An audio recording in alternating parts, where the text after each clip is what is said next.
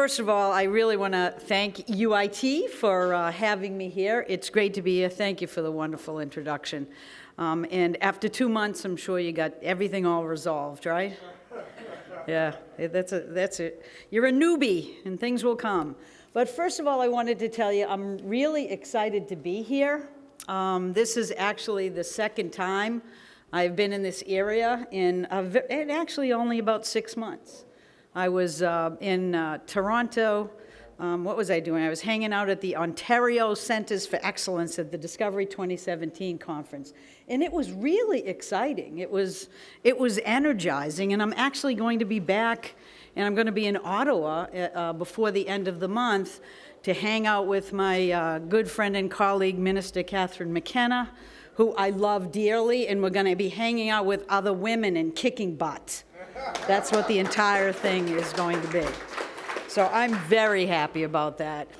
Frankly, to be very honest with you, I'm excited to be anywhere other than Washington, D.C. right now.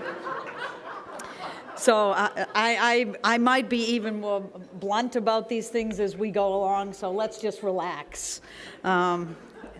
What's at risk? My reputation, my future, that's all. So, I'll be as good as I can.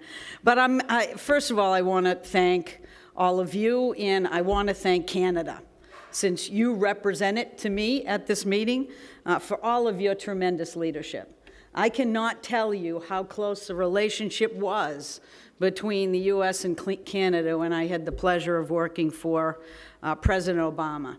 And there were many times that we struggled, very frankly, in prior administrations to try to get the attention we needed and wanted to the environmental issues, to issues of climate change, to sustainability. But frankly, under your Prime Minister, he's wicked cute, first of all. Not just his socks, but he's the whole package. But he brought great people to the table like Catherine. And we spent a lot of time together, especially in international work. Whether it was our work with Mexico and Canada and the US, that's associated with NAFTA, or it was work that she helped to lead and spearhead on the Paris Agreement, which we managed to get through swimmingly well. Or it was a work that we did together, her and I, on limiting the amount of hydrofluorocarbons, which are highly global warming gases, on the amendment to the Montreal Protocol. We just had a synergy that showed that North America leads, it does not follow. So you must recognize, I think, that I wished I could still say the same thing about the United States. But I will tell you two things. Is what happens in Washington, D.C. does not represent the full breadth of what's going on in the United States. And secondly, we will be back. Okay, so calm yourselves. But look, I led the charge in D.C. under President Obama to really take action to make his climate action plan become real, to bring it to life, to make movement forward so the world could see that we were doing what we were supposed to do so that we could encourage them to do the things that they needed to do as well for all of us. And the current administration, as we all know, is questioning climate science. There has been an announcement in the Rose Garden about the United States withdrawing from the Paris Agreement. They have started on the road to roll back everything that was ever done or thought about or contemplated ever by anybody associated with President Obama, which is really fun to watch. But I have to tell you that this is absolutely difficult for me to watch, but you have to listen, and this is what I tell people. It's unbelievable how many people come up to me now and they walk by me on the street and they stop me and they know who I am and they go, "Oh, Gina, how are you? I feel like I'm a dead woman walking, for crying out loud." I'm like, no. I say, I'm like fine. As far as I know, my 3 kids are pretty healthy and they're making a little bit of money. I'm okay with that. My puppy's cute, my husband's okay. So, you know, this is just a difficult time, and I am not really as frustrated as people might think, because I think that today is a time of change. I think today is not just a time of change, but it is a time of opportunity. It is a time of great hope, and no one is going to take that away from me. And if any of us let anybody do that to us, then they will take away our ability to energize and excite the kind of movement in the world that we need to challenge the problems that all of us have to face together. So don't come up and go, ooh, how are you? Because I'm going to pop you right in the nose if you do. Because I am not giving up, I am not desperate, and in fact, it is frankly just the opposite. So every morning when I get up, half of the time I have to get up listening to my husband, waiting for me to come to the bottom of the stairs so that he can go, have you seen it? Did you see the tweet last night? This is horrible.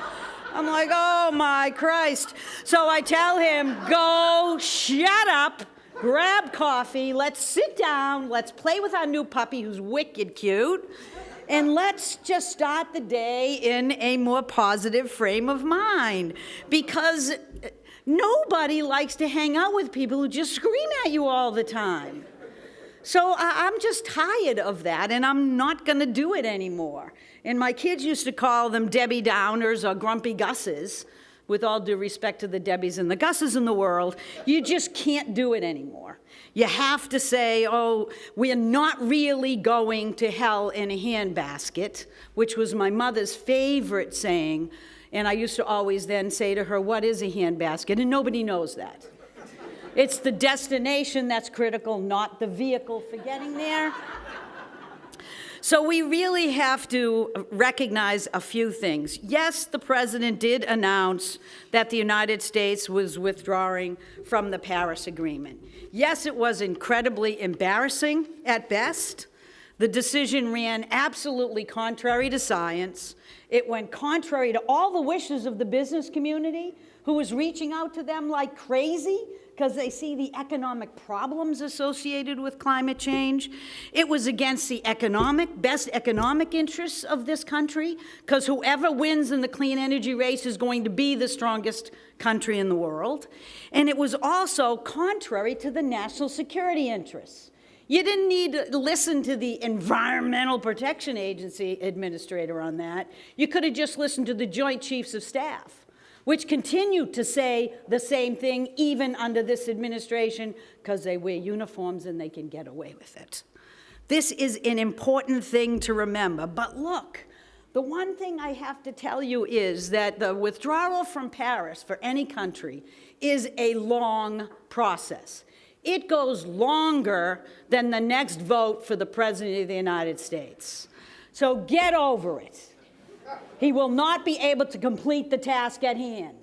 We will stay in and we will stay strong, and it wouldn't surprise me with how often he changes his mind that next week he may be all in again. Let's wait and see, and in the meantime, we have to really look at what's going on.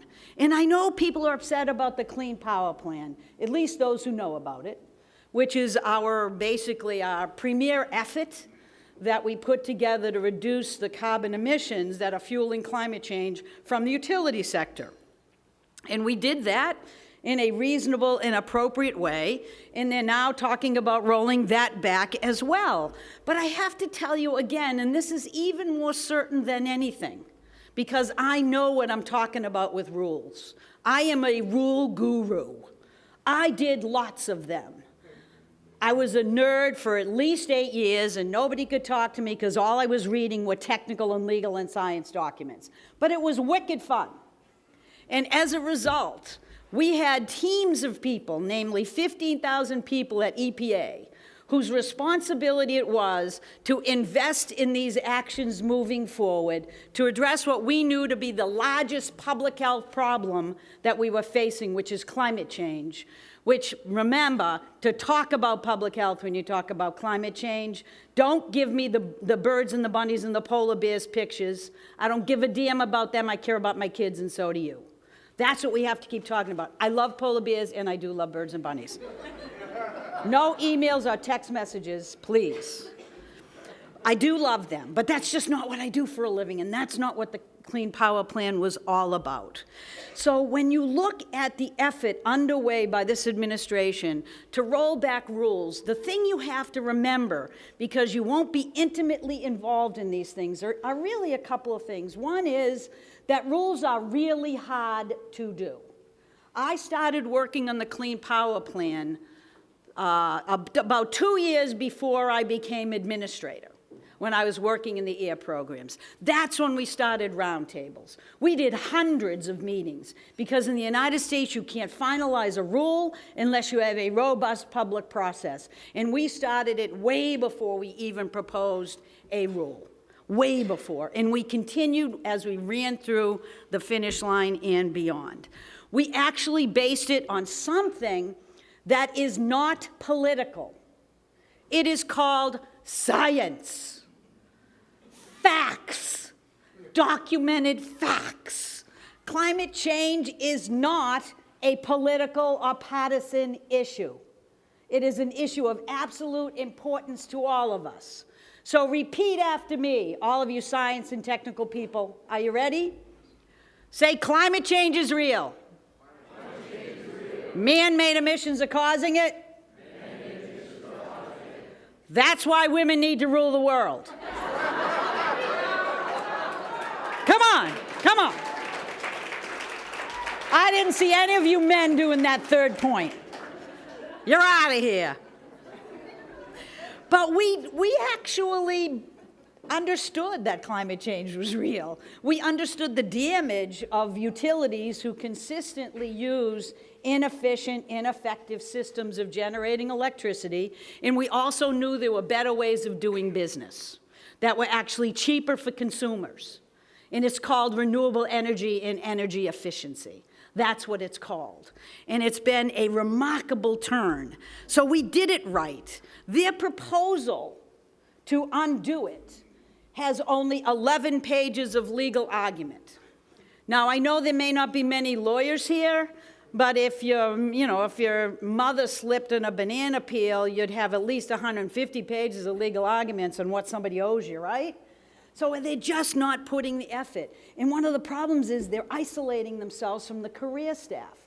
And if you are a political appointee in government, you know that your best friend and your worst enemy is the career folks that work there.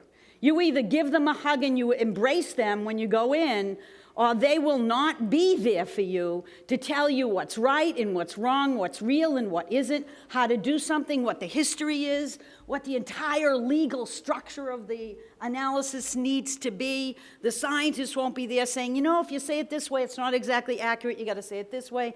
All those things matter because the courts always end up being the arbiter of those issues. And so this administration is not going to control the destiny of the Clean Power Plan.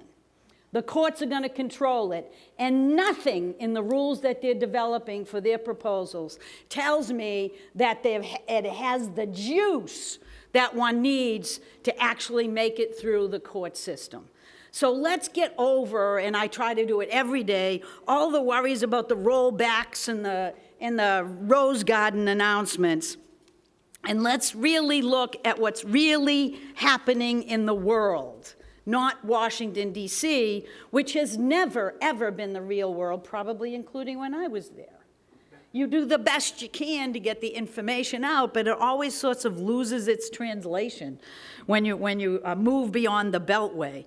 But because what's happening right now in the United States of America, in terms of what's happening with our energy system and our transportation system, it's really quite remarkable.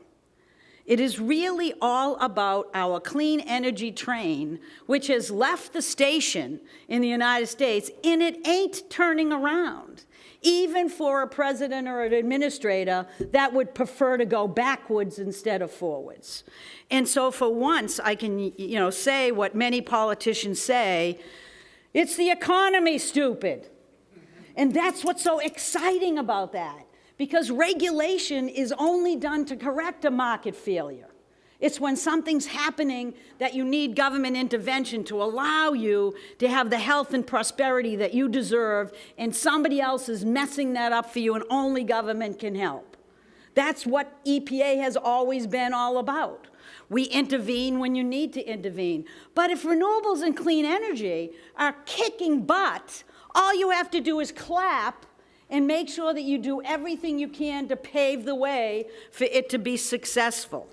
And so in the US today, renewable energy and energy efficiency makes absolute fiscal sense. It's what the market is rewarding in states, in cities, in towns, and businesses.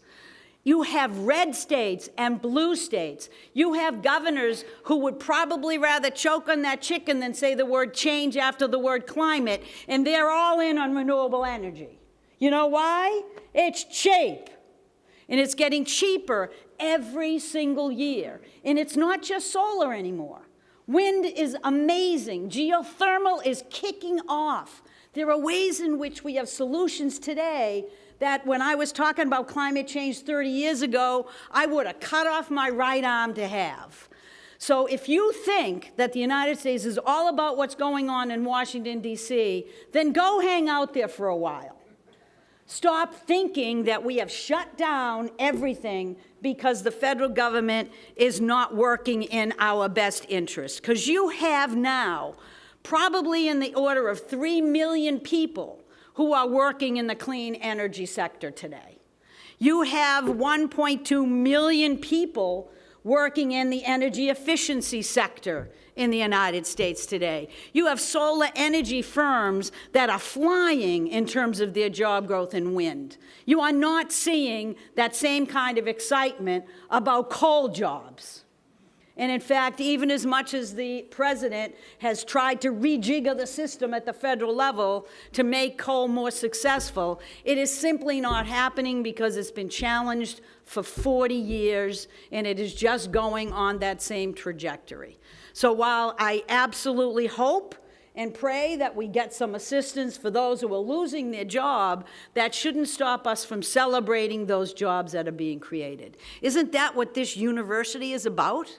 Isn't that what you do for a living? Is you don't train your students to think about the jobs that are going, you train them to grab the jobs of the future. The ones that are here today and the ones that you expect moving forward. And the most disappointing thing, I think, about today is that while renewable energy and energy efficiency is a winner for our pocketbooks and it is a winner for our planet, what we're failing to do is send the absolute market signal we should to tell everybody in the United States that clean energy is it, go innovate, put your investment in, make sure you keep plugging your money there because that's the real winner. What we're doing in the United States is standing still in Washington, running around like crazy in states and cities because it makes sense for all of them, but we're not sending the investment signal that will get us that next tranche of actions moving forward to develop technologies that we will need well beyond 2030.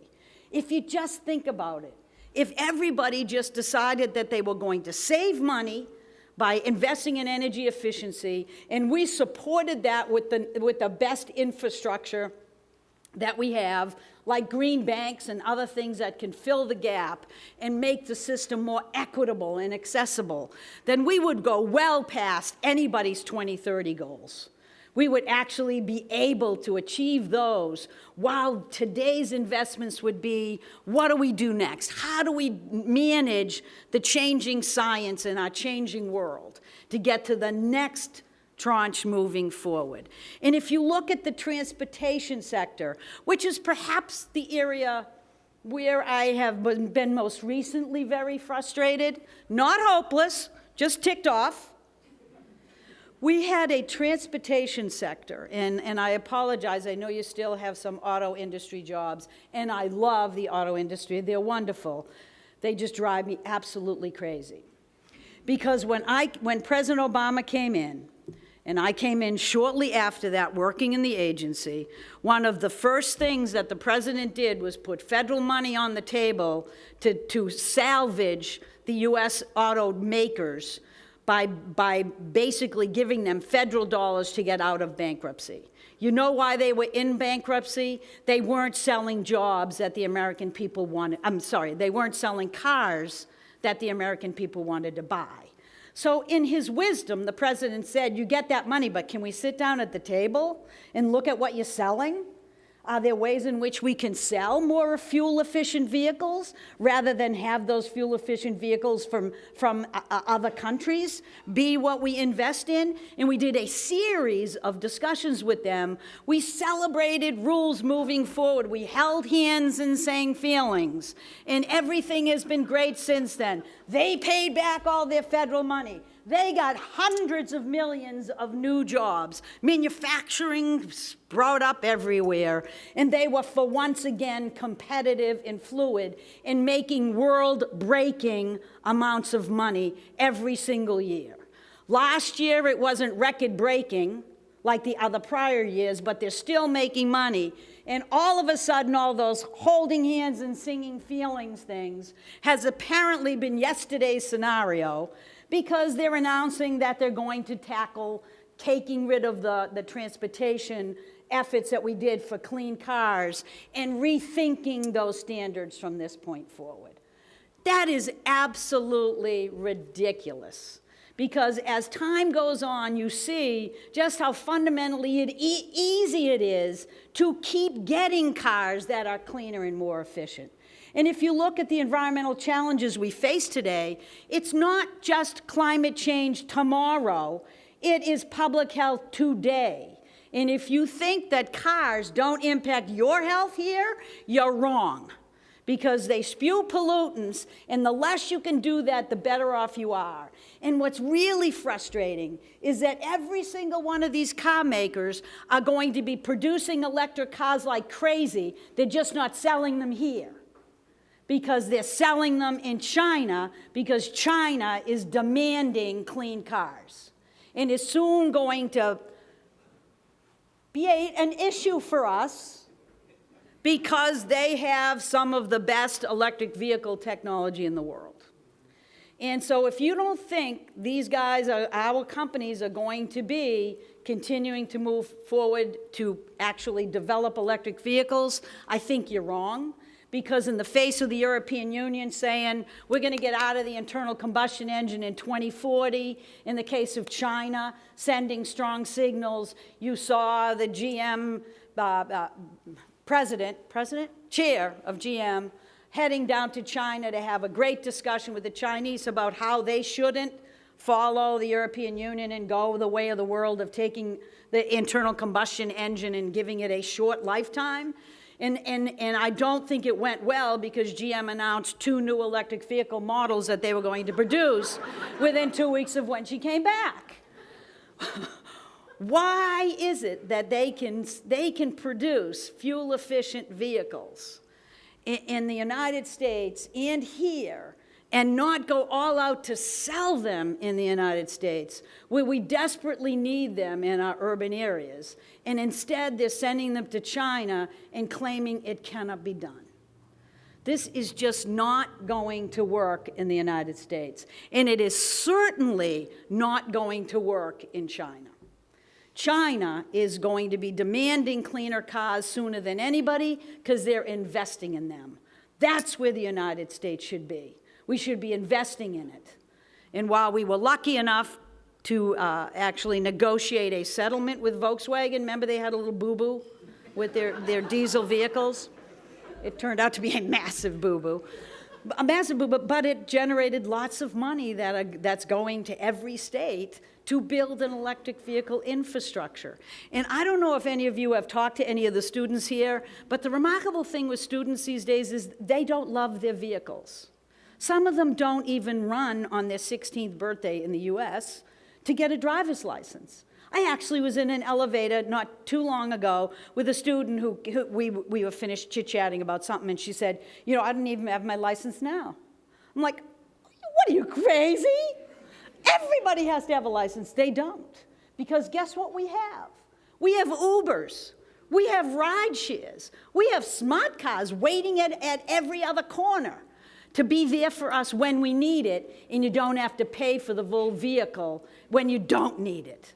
That's the challenge that they are going to be facing. So don't count our clean vehicle program out, because I see what they're trying to do with those standards, and again, they are shutting out the career staff and their expertise, and they are going to have a massive challenge, because what's already happened is they're already being sued for having contemplated the idea of proposing something by a bunch of states who actually, with California, rely on those clean car standards that California has agreed to, and the industry itself is now fragmenting. Ford said, I didn't really mean that. I sort of just want to look at tweaks in the system, but I don't want to get rid of the standards. So it's going to be fun as we move forward. And I have never seen a bunch of states sue for a contemplated action before. This is really fun. It's new ground. It's just you're going to see real challenges, because what they're proposing doesn't match up with the needs of the people in the United States. It's as simple as that. That's why I am working at Harvard School of Public Health, because I honestly believe that if we want to make climate change real, visceral for people, that we have to connect it to health. That has changed the way in which we've thought about the environment ever since EPA came to be. And we've connected it with direct public health impacts, which climate change does cause. There are 1.1 million people, by recent estimate, that die prematurely in India alone from air pollution. Where is that air pollution coming from? It's coming from vehicles, it's coming from coal manufacturing, it's coming from unclean, dirty cook stoves. These are not monumental problems for us to solve. They are solutions that need to be broadly accepted and understood.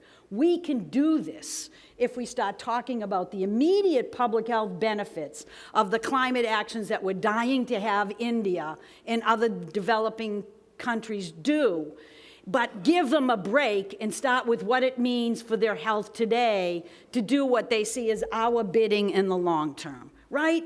Let's give them a sense that they can have New Delhi back, that you can actually have people go there without using the highest protein, kind of masks available in the world today and feel comfortable there. That's what we have to do. So I'm running a center called the Center for Climate, Health, and the Global Environment, or Sea Change.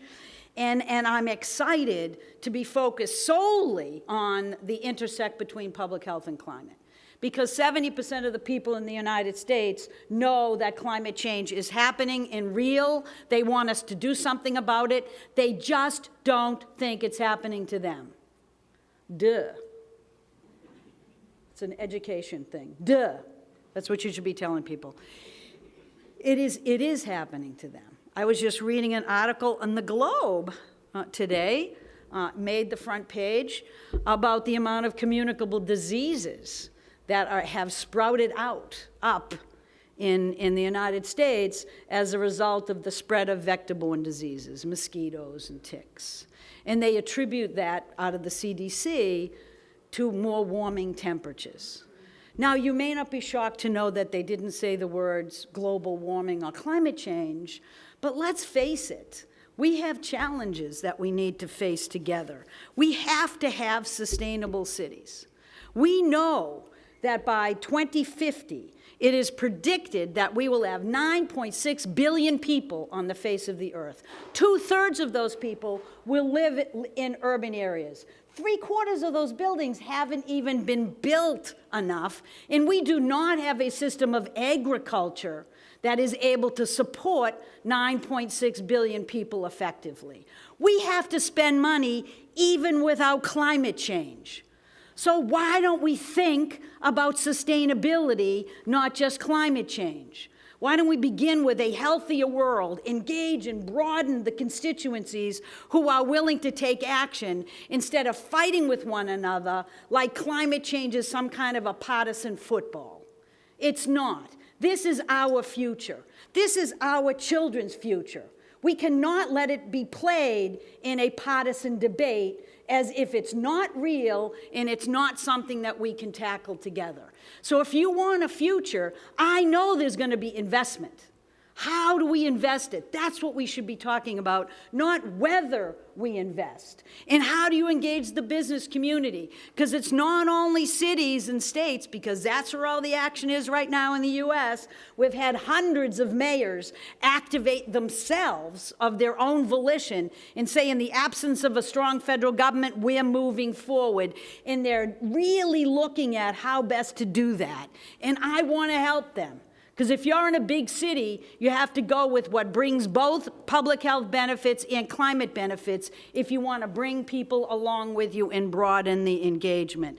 And we can do this, folks. This is not as difficult as we might think, given in my lifetime what I have seen in terms of innovation.